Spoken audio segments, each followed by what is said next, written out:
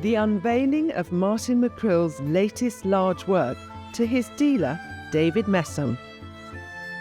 David. Martyn, lovely to see you again. How are you? Very well indeed. I'm really excited to see what you've been up to. Well, I'm ready to see old Chestnut again, the Dulcibella and the Riddle of the Sands.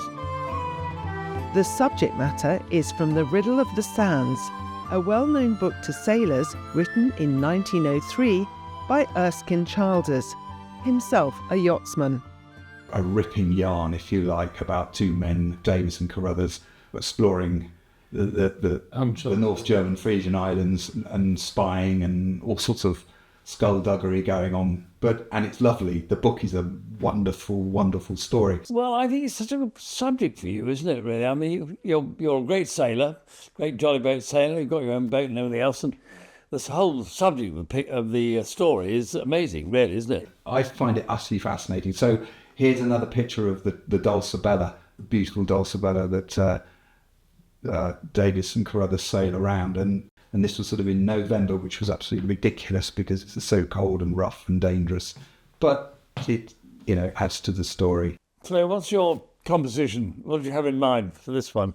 I mean, I particularly wanted the big cumulus sky with the squall falling off. And I mean, it is a spiral, if you like. If your eye has been drawn in, but this very strong curve here of the mainsail. It gives that feeling of the vessel moving forward. She's coming across the picture, and again, that little bit of sea is leading your eye in. And it's that whole sort of, you almost feel the boat falling out the picture, but it's not. It's the riding on the top of the wave, which you get in very shallow water. A boat will start to do that. It's the feel of it. You can't be an armchair sailor. Yeah. An armchair artist. And the chap trimming the sails here, or just lifting the boom. Yeah, He's doing it. That's Caruthers. Yes, he is. He's heaving up on the topping lift, so he's lifting the boom.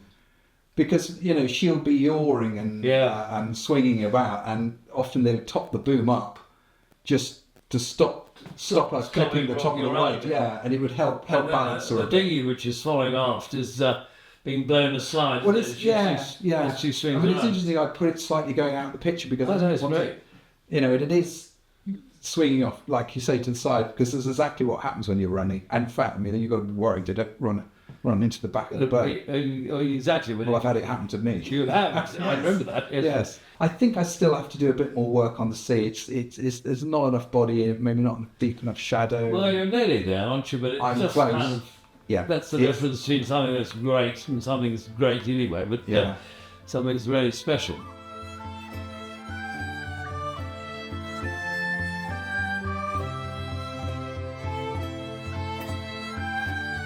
I think the picture, when I first noticed it, I thought, well, it was slightly more pastel than I would expect it to be, and it didn't have that sort of luminosity.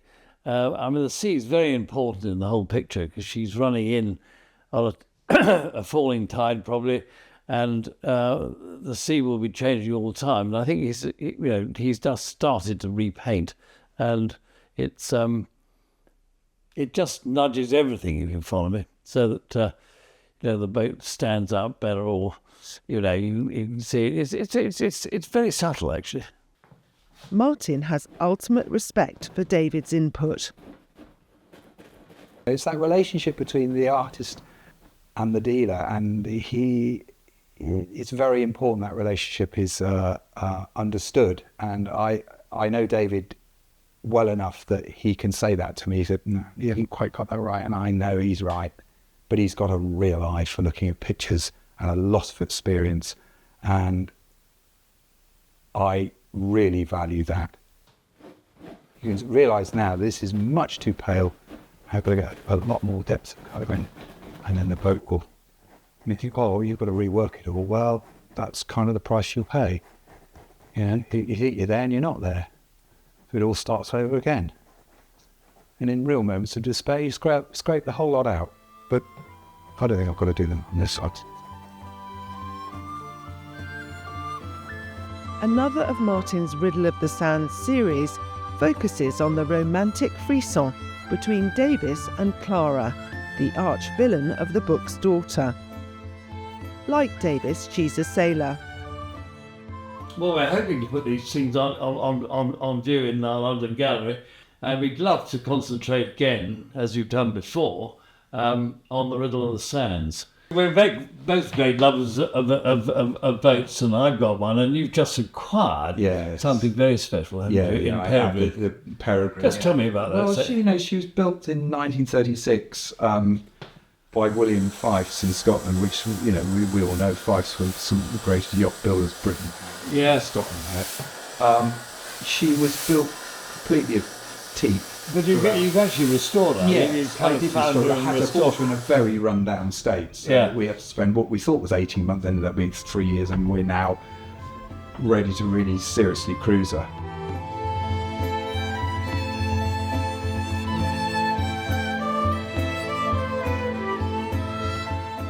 A knowledge of the sea is fundamental to Martyn's work. With further attention, the picture is now finished. It has the atmosphere and feeling of being at sea, which Martyn himself can at last embrace on Peregrine. For me, that's really important, to give it the picture life. And the only way you can give it life is by experiencing it yourself. It relates to me sailing and expressing what these vessels look like, and this wonderful book that everybody loves who sails.